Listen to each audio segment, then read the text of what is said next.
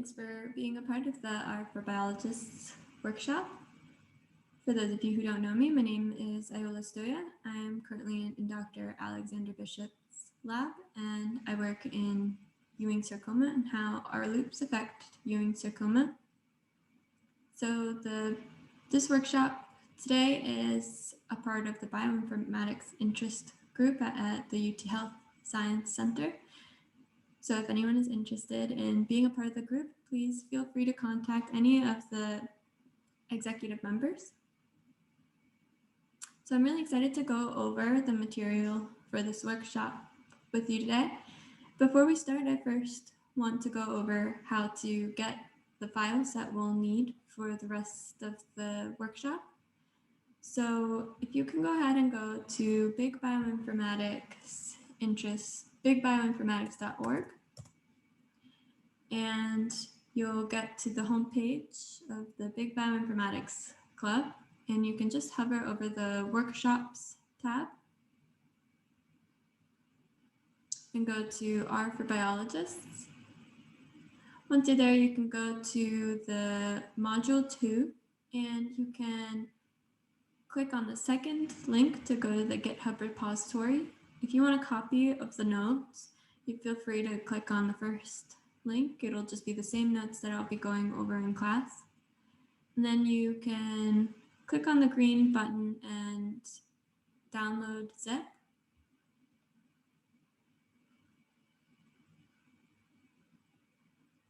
And you can choose to download the zip file in any location that you want to. I've already have a couple of them downloaded a couple times, so I'll just go ahead and go to the location where I just downloaded that zip file. And you can extract the zip file by right-clicking and doing extract all. And you can choose where you want to extract your file. And I already have it extracted, so I'll just click on the file I just extracted, and you can go to Module 2 and then click on the R for Biologists Module 2 R project file.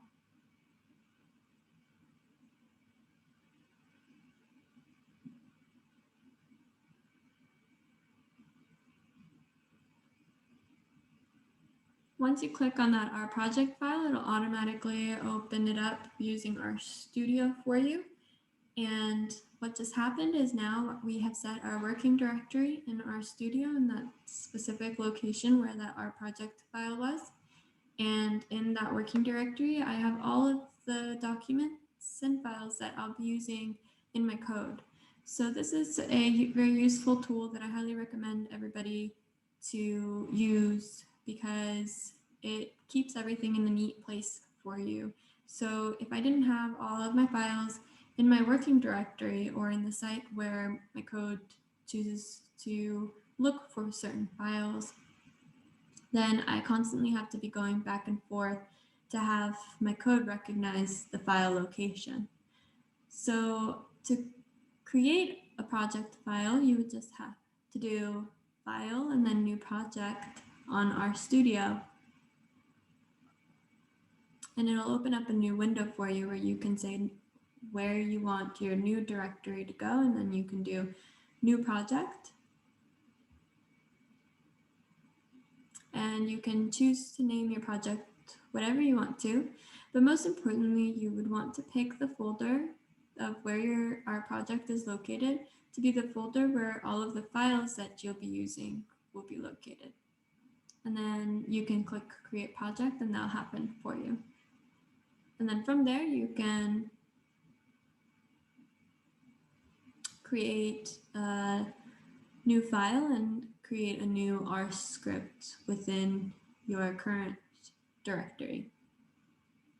I already have an R script in my R project directory, so I can just click on the module2.r script file, and this will pop up. So I highly recommend that for the workshop today, you go over as I'm working through the lesson and continue running each of these lines of code as I'm getting to that part of the lesson. So before you get started, you actually might want to, because you might not have this package installed, to install the package readr. To do that, you can do install.packages, and notice how once I start typing, R automatically tries to recommend certain, the function or whatever you're trying to say, tries to kind of autofill it for you, which can be very helpful. And you just need to press tab to accept that autofill. And then I'll go ahead and download the readr package.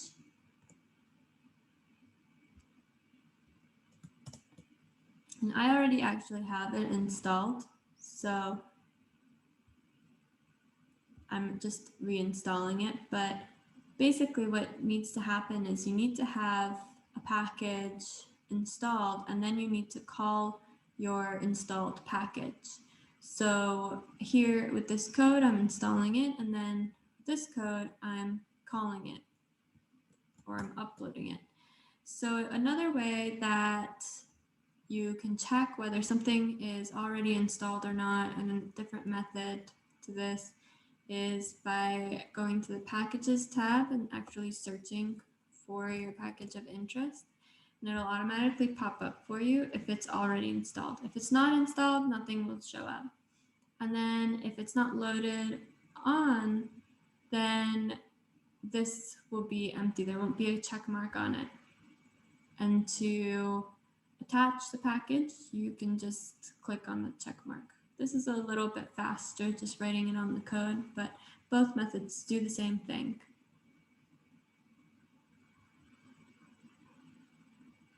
To run each line of code, you just need to do Control-Enter.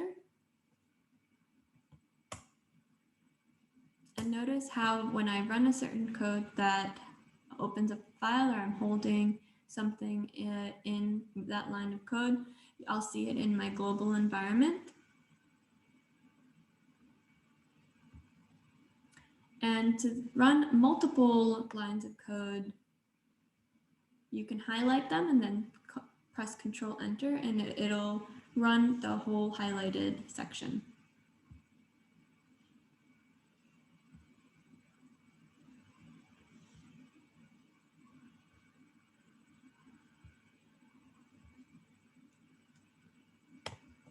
So in today's lesson, I want to go over the data structures in R.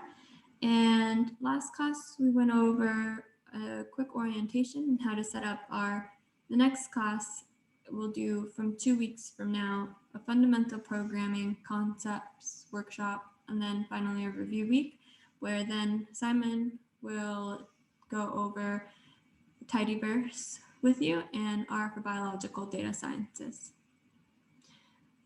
One of the first things I wanted to start off with is a real-world example of some of these basic skills that we'll be learning today.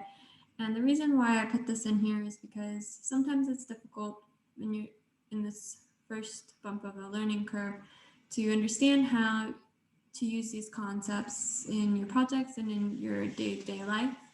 And I want to make the argument that even with your basic skills, and even later on, you'll constantly be falling back on your basic skills.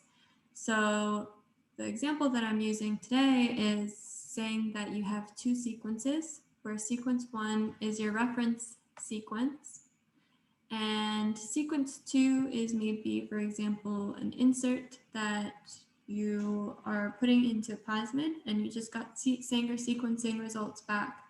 And you want to verify that the insert that you put in is the same as what the reference sequence is, and the sequence that you put in is correct. To do that, all you have to do is one line of code by doing seq1 equal seq2, where seq1 is the reference sequence and seq2 is the sequence that you got back from your Sanger sequencing results.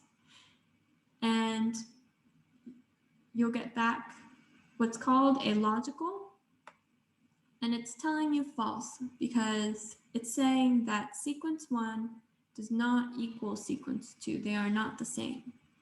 And that basically tells you that the insert that you have is not correct there's something missing in it, and you can move on and continue analyzing this sequence and not use that same plasmid. So very quickly, you know where your next step in your project will be. So with that, I want to go ahead and start with the concept of comments in R. And comments in R are a very important and useful tool. And basically what it is that anything that you put in your R script, you can put a pound symbol in front of, and your R script will not recognize that line as a line of code, and it will not input that line. Instead, even if you enter from this top line, the only output that you'll get back is the one that does not have a pound symbol in front of it, and it'll just say hello world. So what is a scenario that you'll want to use comments? Well, we very frequently use comments in our R script. And the reason for that is because we constantly want to make sure that we know why we wrote what type of code that we wrote.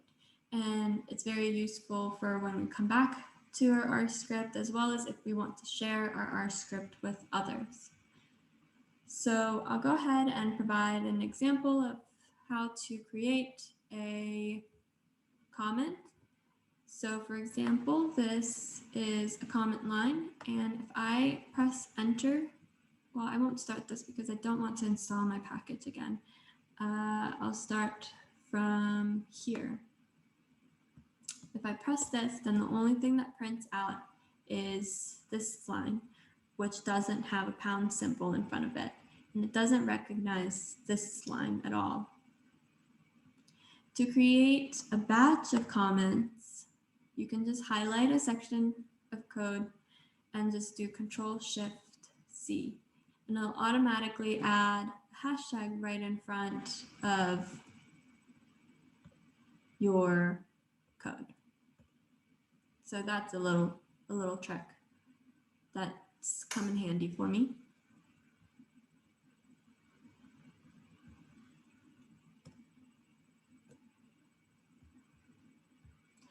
So then I want to go over what the 5 basic data structures in R are. So those include character, numeric, integer, logical, and complex characters. We won't be going over complex characters. We won't be going over complex data structures. Today we'll only be going over character, numeric, integer, and logical. But an example of a complex data structure is, for example, an imaginary number. Starting with characters, a character data structure holds a string of data, what's known as a string of data. So anything that's within these 2 quotation marks becomes a character.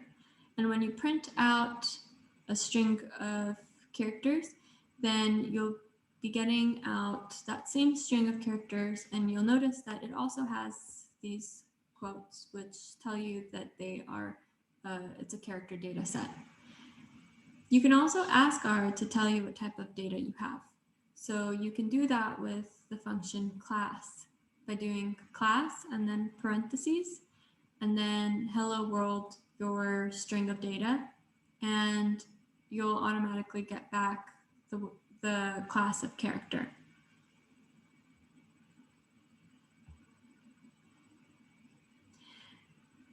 Numbers are another data structure in R, and numbers can be either integers or numerics, like floats in R. So for example, you'll have, if you input 1 on your line of code, then your output will be the number 1. And you'll notice that this no longer has those quotes around it, which tell you that it's not a character and it can be a number. Same with 2.2, and I'll just return back 2.2, or 3E100, which stands for 3 times 10 to the 100, and you'll get back the output 3E plus 100. So automatically R actually chooses to make every number a numeric. And you can discover this by choosing to do the function class of 1, and checking the data structure type, and it'll come back as numeric. So what this means is that R automatically defaults to having something that might look like an integer, but it actually on the back end has 1.00. But let's say that you actually want to have an integer. You don't want it to be a numeric. You don't want the back end 1.000.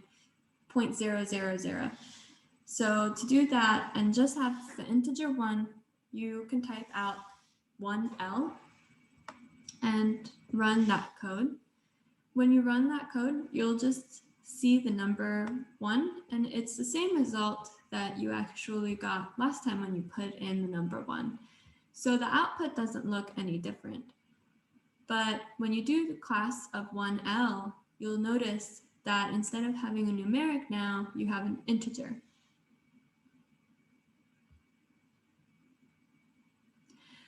So with that said, I want to ask the question, if you put the number 2 in quotes, is it now a numeric or is it a character?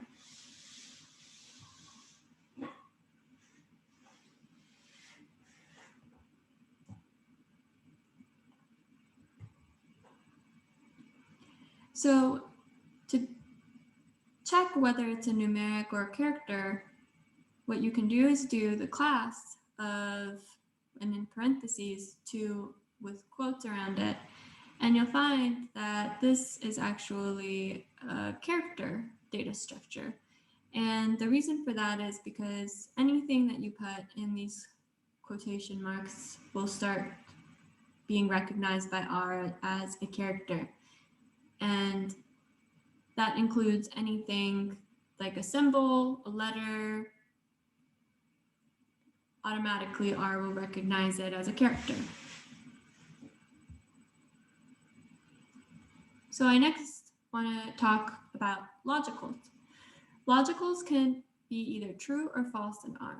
So for example, if you put in true in your code, you'll automatically get the output true. Same with false. And when you check the class of true, and notice how these are all in capitals, you'll get the data structure as logical.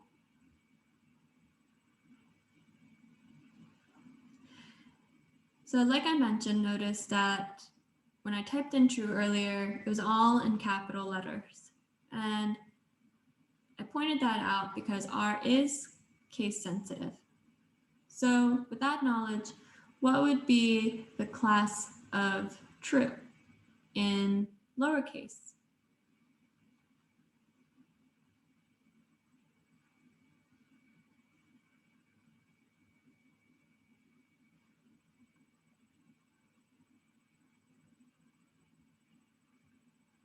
So the class of true will give you an error because true was typed in only in lowercase, and R no longer recognizes that as a logical. It does not recognize it at all, and it puts out an error. So it's important that you have your functions and your objects in a uppercase or lowercase matching with what you want. Otherwise, you might just get an error. So far we've only been using the function class parentheses to find out what type of data structures that we have. But what if we want to know the data structure of our object along with what the object actually is? To do that, you can just do the function str in parentheses in your object in the parentheses of the str function. So str parentheses, the number 1 will give you numeric, will give you the type of data structure along with what you put in the structure function. Same with if you put in a string of characters. You'll get structure, parentheses, and then in quotes, your hello world. And then you'll get back character along with your object or your string of data hello world. And same with the structure true. So you'll get back logical with what your object was. So with that said, as you might have already noticed, R is very object-oriented and tends to put everything into some sort of class. So I encourage everybody in the R script to go ahead and run this line of code. What is the structure class? And in any of these challenge questions, I highly encourage you to go ahead and just run it in your R script. It's not cheating if you run the line of code. It's just a learning process.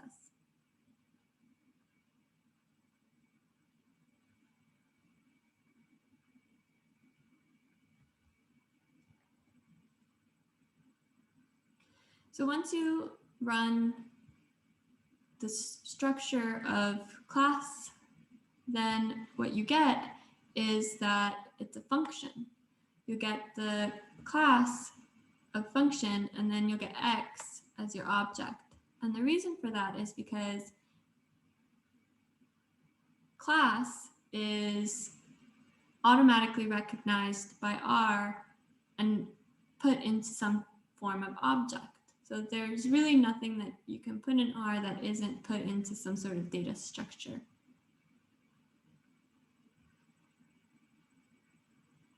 So then I want to go ahead and talk about just simple data structure methods in R, starting with addition. So you can put in 1 plus 1, and R can automatically run that concept for you and output 2. It can also recognize subtraction, multiplication, and division. And this is powerful because not all languages can do this. It's not intrinsic to the language. But R automatically can do a lot of simple arithmetic and some complex arithmetic. It can also do equivalence comparisons, which you'll recognize from our first real-world example problem. So if you want to ask, does 1 equal 1? Is 1 the same as 1? You'll say 1 and then 2 equal signs and then 1. And R will give back a logical as true because 1 is the same as 1. And you can do that with any type of data structure. You can say, does hello equal world? And you'll get the logical of false because hello is not the same as world. You can also invert this equivalency comparison and ask whether 2 objects are not the same. Is 1 not the same as 1? And you'll get the logical false because 1 is the same as 1. If you went back and did, is hello not the same as world? You would get back true because hello is not the same as world. So again, to mention is, as earlier that I mentioned, this is intrinsic to R. R automatically does this. And by that, I mean, like in our first real world example, we had to download the package readr in order to run the functions following that downloaded package. And that's because those functions are not intrinsic to R. It can't automatically do this. But this is automatically done if you ask R to do it and you don't need to download any packages. You can also do mathematical comparisons. So for example, is 1 less than 100? And you'll get the logical true because 1 is less than 100. You can do mixing your basic arithmetic with mathematical comparisons. is 2 plus 2 greater than 2 to the power of 2? And you'll get false. And this is the symbol, this caret sign is a symbol for power or exponent.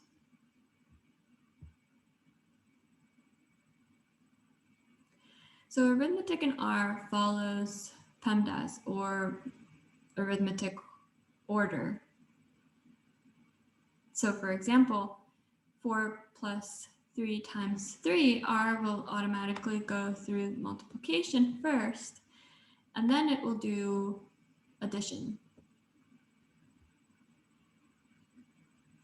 Or you can choose to bypass that by adding parentheses and doing 4 plus 5 in parentheses times 3, and it will automatically do the 4 plus 5 first, and then it will multiply the addition by 3. So what would we get should we do the following? 4 plus 3 times 3, is that greater than, in parentheses, 4 plus 5 times 3?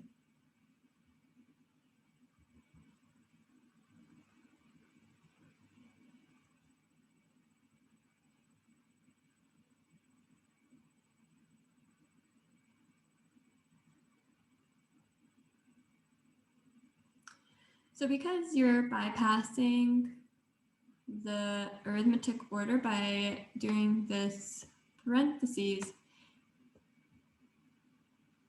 you actually get false.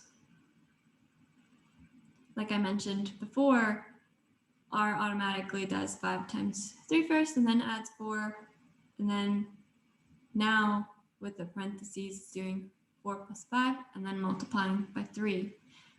Therefore, 19 is not greater than 27, and you get the logical false with that mathematical comparison. So next I want to talk about variables. Variables can be very powerful in your R script. They hold objects that are assigned to them. So for example, A, with this arrow sign of 1, now A holds 1. The variable A holds the number 1.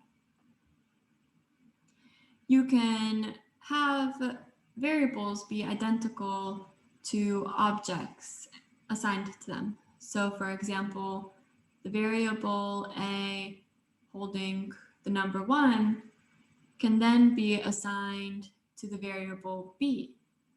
And if you ask whether B is the same as 1, you'll find that R automatically goes through this process and puts out the logical of true, because B has become 1 by reference of A being 1 and B being A. So variables can be very powerful in R. You can do complex operations, and it makes a lot of things less confusing. So you can hold 2 to the power of 108, and then you can divide h by 3 times 10 to the 100th in I, and then you can have j be 1 times 10 to the 5th, and finally do a complex operation using those variables, k holding j to the power of negative 1i, and ask, is k less than 1? When you ask that, automatically R will go through this entire process, figure out what the variable k holds, and then output the logical of false.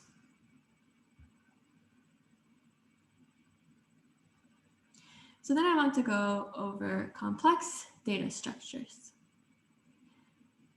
such as vectors.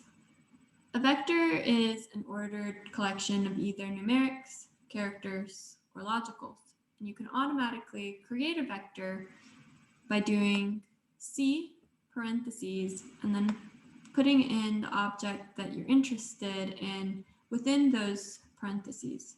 So here I have a vector of 3 objects, the object 1, 2, and 3.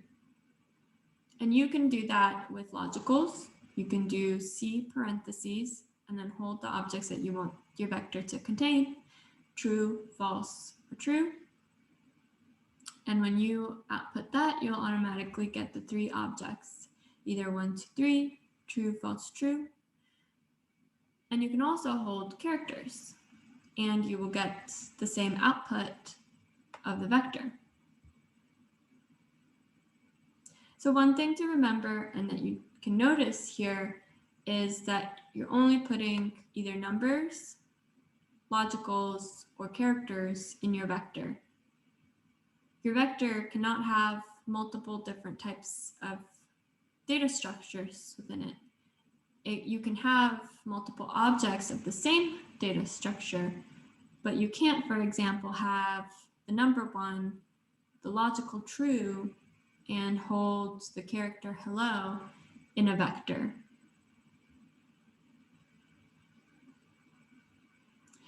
So let's say you try to do that. Let's say you try to hold and create a vector of puppies and 2.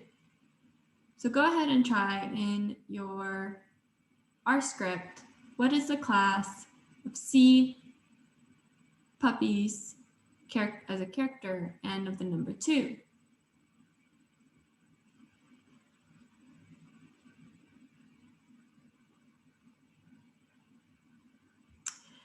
And you'll notice that when you try to do a vector of puppies and 2, and you try to get the class of that, it'll automatically output character for you. And the reason for that is because whenever you try to input multiple data structures into vector, R will automatically put everything into that vector as a character, regardless of whether you input in addition to a number in that vector.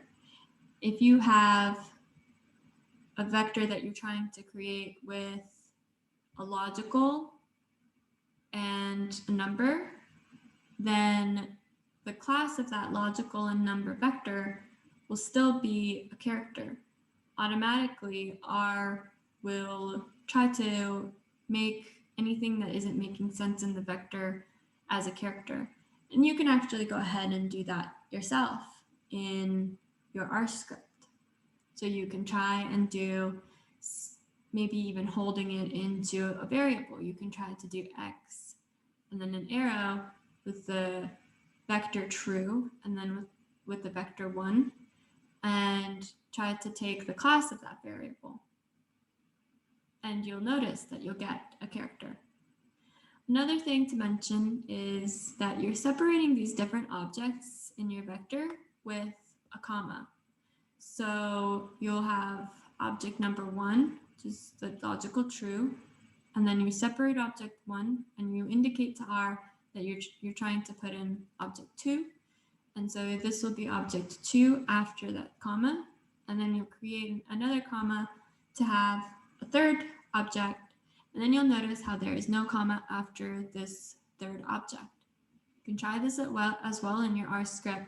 If you try to put a comma at the end of the last object in your vector, you'll get an error because R will try to think that there should be another vector, another object in that vector.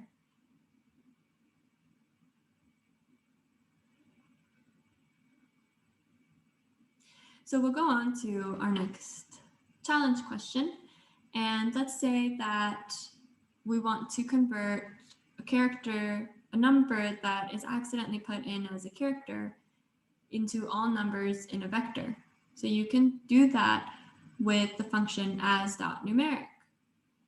And then the vector C of the character 2 and the number 2. When you do that, automatically R will convert this character 2 to numeric, and the entire vector will then be a numeric. But what if you tried to convert the word salt as a numeric? along with the number 2.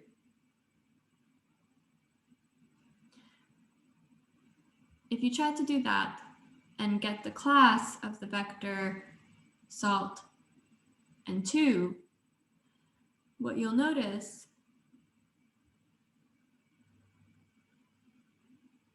is that it will automatically coerce an NA into this vector because it's not recognizing how it can create a numeric with the word salt. However, it does change the character 2 as a numeric. And by taking the class of the numeric of salt and 2, you'll only get that the class of that is a numeric because it doesn't recognize NA as anything at all. It only recognizes 2. So this can be important because if you accidentally introduce NAs into a function, then you might not notice that you've done so if you just ask for a class or if you just check on that data without realizing that there is an NA.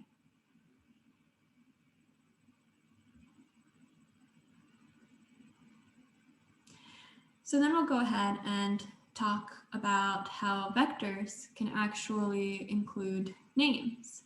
So you can create a name for each object in a vector. So let's say that we have a vector of 98, 95, and 82. So there's 3 objects in this vector, all numerics, and this vector is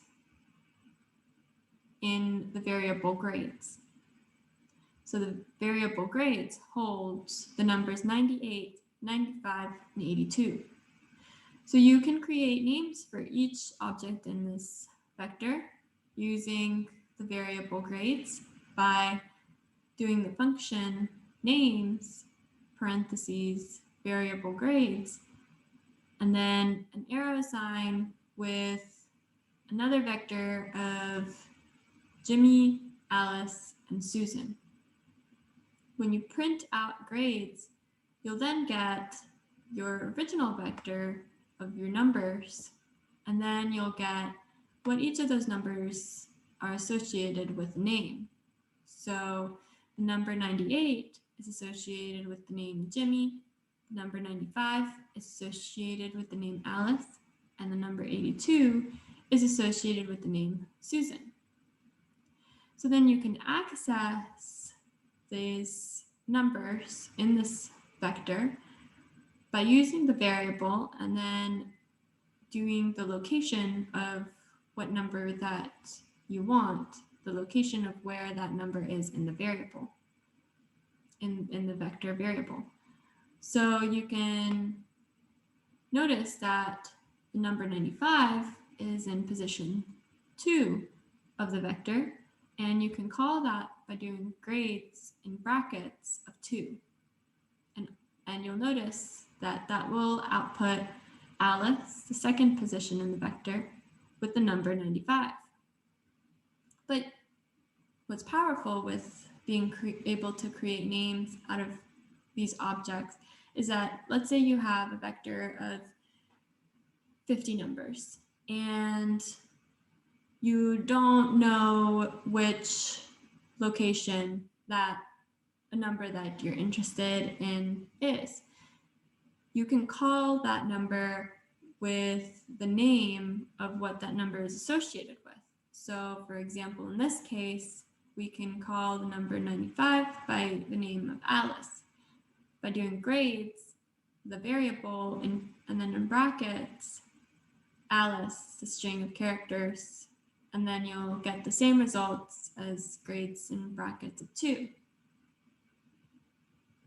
Another point that I want to make is, let's say that you want to add a series of numbers to a vector.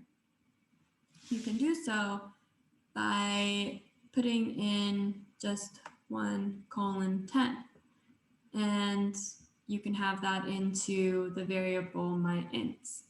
And when you print that out, what it will output is 1 through 10. So instead of having to do C and then parentheses like we normally do, instead of having to do C and then 1, 2, 3, 4, 5 up until 10, you don't have to type all that out. You just have to do 1:10, and it'll add that sequentially, those numbers sequentially up until 1 through 10.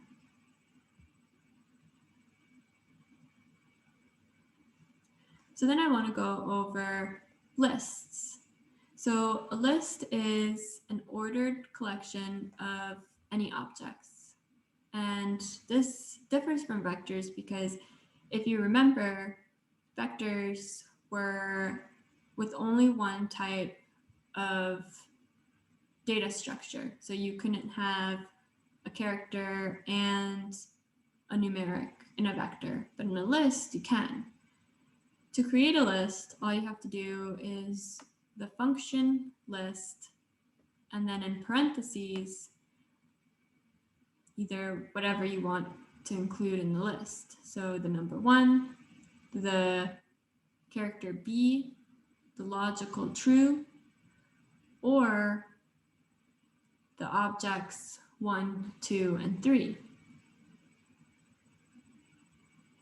So then when you print out this list, you'll see all 4 of those objects and last vector in your list.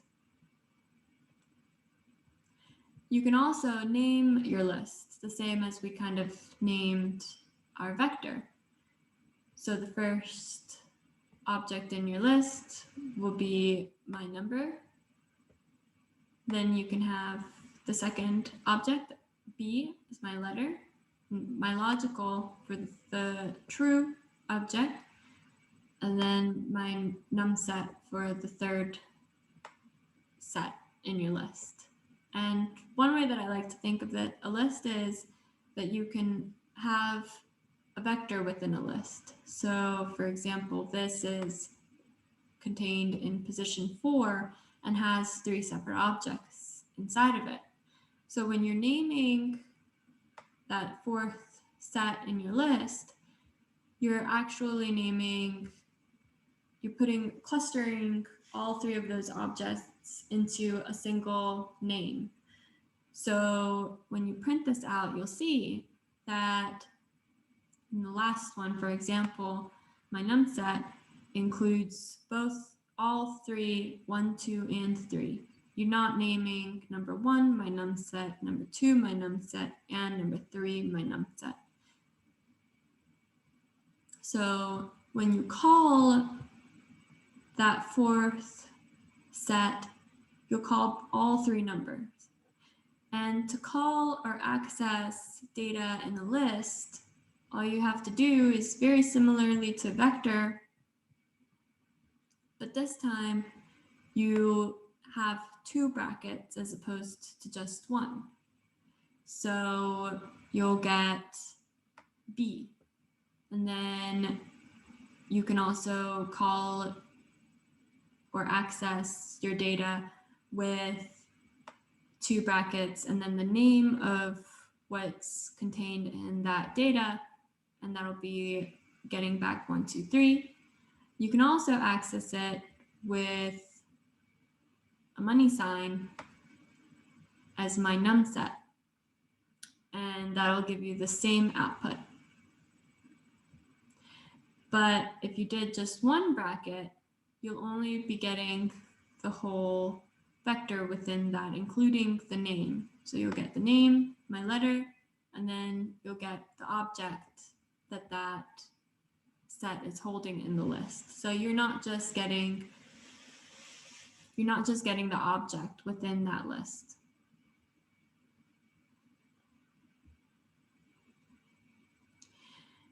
And with that, I want to thank you for being a part of the R for Biologists workshop. We didn't go through data frames on this workshop or matrices, but we will go through at least data frames in the next workshop. So I hope to see you then. If you have any questions, please feel free to set up a office hours appointment with me or to email me. My email is stoja@uthscsa.edu. Feel free to contact me at any time, or you can contact us through the big bioinformatics.org website. Thank you so much.